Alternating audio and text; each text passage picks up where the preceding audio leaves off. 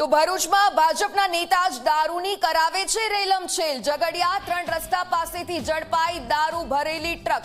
પ્લાસ્ટિકના કેરેટની આડશમાં આ દારૂ લઈ જવામાં આવતો હતો। ટ્રકમાંથી દારૂ બિયરની 11,916 બોટલો મળી આવી છે। તો 22.55 લાખનો દારૂ, ટ્રક સહિત 32.57 લાખનો મુદ્દામાલ જપ્ત કરવામાં આવ્યો છે।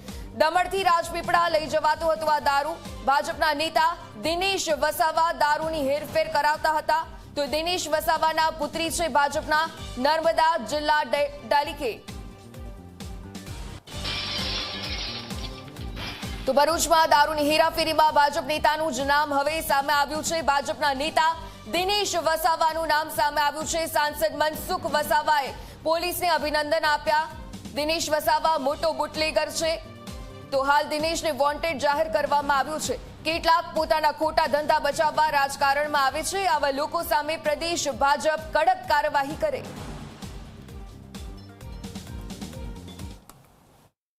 એ કોંગ્રેસમાં હતા ત્યારે ચિત્રોડમાં દારૂ પકડાયો, એ 3 કરોડ રૂપિયાનો દારૂ પકડાયો હતો। તે વખત પણ અમે કાયદેસરની કાર્યવાહી કરી હતી।